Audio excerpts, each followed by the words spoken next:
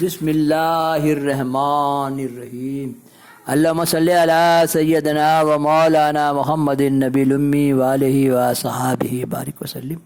صلاۃ و سلام علیک یا رسول اللہ۔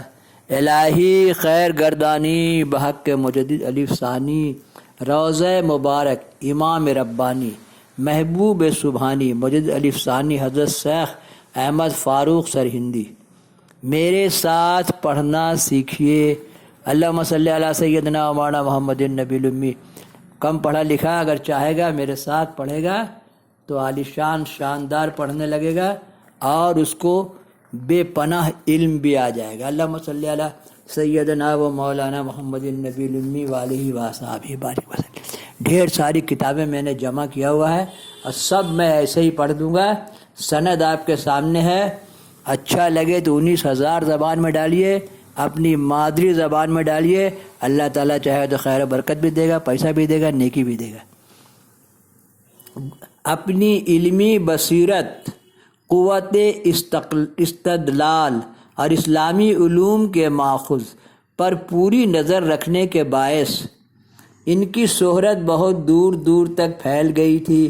ان کی تقریروں اور مواعظ کو سننے کے لیے بڑی بڑی دور سے علماء جمع ہو جاتے تھے اور ان کے جاری کردہ فتویٰ پر کسی کو انگلی رکھنے کی ہمت نہیں تھی۔ حالانکہ اس زمانے میں قونیہ مشرق میں منگولوں کی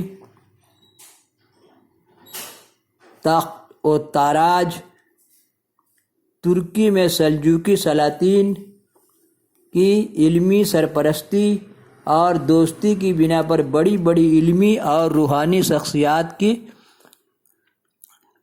آماج گاہ بنا ہوا تھا۔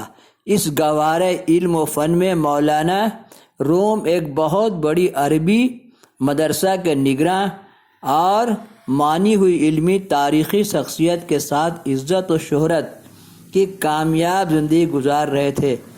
بنے سب مدرسہ میں رات کو پڑھایا جا رہا ہے، جو بے علم مر گیا نا اس سے بڑی باز پرس ہوگا کہ علم کیوں نہیں، یہ بے علم آدمی اندھا ہے۔ علم حاصل کرو، ماں کے پیٹ سے قبر کے پیٹ تک۔ غوث پاک ماں کے پیٹ میں 17 پارہ پڑھ لیے تھے۔ بہرحال کہا ماں قرآن پڑھے گی تب نا بیٹا قرآن جانے گا، ماں کا پیٹ میں۔ بہرحال حضرت مولانا روم بھلے ہی علم العلماء او افضل الفضلاء او قونیہ کی بہت بڑی علمی شخصیت تھے، لیکن قدرت تو کچھ اور ہی منظور تھا۔ 1244 عیسوی میں، آج سے 800 سال پہلے، ابھی 2000 چل رہا ہے نا، کا ذکر ہے کہ حضرت شمس تبریز سے ان کی ملاقات کا واقعہ پیش آیا۔ حالانکہ اس واقعے کو ہم گزشتہ صفحات میں سیپا سالار کی زبانی پیش کر چکے ہیں، لیکن چونکہ ملاقات کی روایت میں اختلاف ہے، اس ملاقات کا تذکرہ خزینۃ الاصفیاء مفتی غلام شرور لاہوری ملفوظات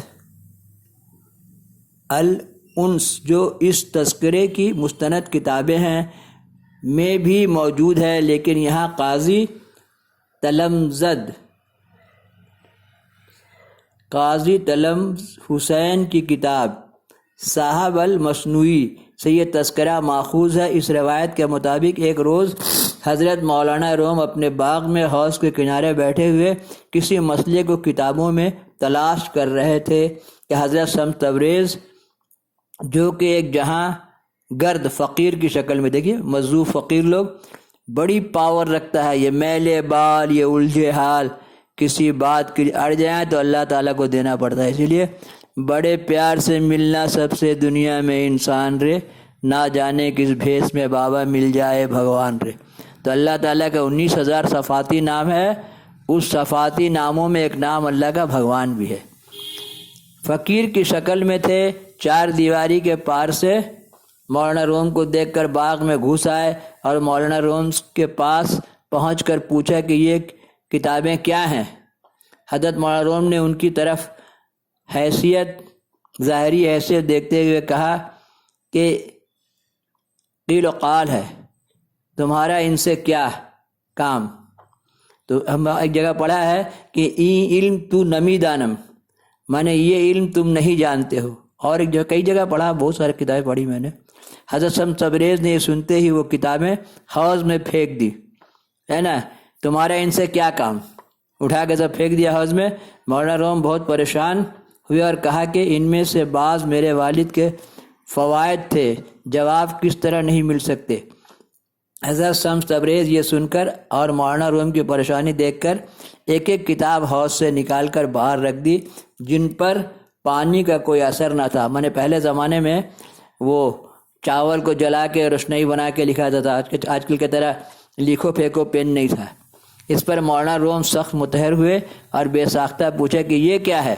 حضرت نے شمس تبریز نے جواب دیا کہ یہ ذوق و حال ہے اور آپ کو اس سے کیا مطلب، میں نے ای علم تو نمی دانم، میں نے یہ علم تم نہیں جانتے. اس کے بعد مولانا روم اسی طرح حضرت شمس تبریز سے متعلق ہوا کہ ایک مدت تک حضرت شمس تبریز کے علاوہ ہر ایک سے ترک تعلقات کر لیا اور دن رات انہی صحبت و برکت میں رہنے لگے.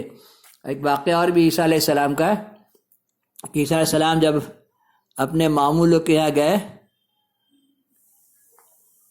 تو وہاں وہ لوگ رنگ ریزی کا کام کرتے تھے، تو طرح طرح کا حوض میں ہر طرح کا کپڑا ڈالا جاتا تھا. تو کیا کیے عیسیٰ علیہ السلام کہ ایک ہی کلر میں سب کپڑا اٹھا، بچپن کا زمانہ تھا، اٹھا کے سب کپڑا ڈال دیا. سب ان کے ماموں لوگ جو رنگ ریزی کا کام، سب پریشان ہو گئے کہ سارے کپڑے کو ایک ہی حوض میں ڈال دیا. تو ایک ایک کپڑا اٹھا کے نکالتے، وہ اسی کلر میں ہوتا ہے نا. عیسیٰ علیہ السلام کا کرامت میں بھی ہے.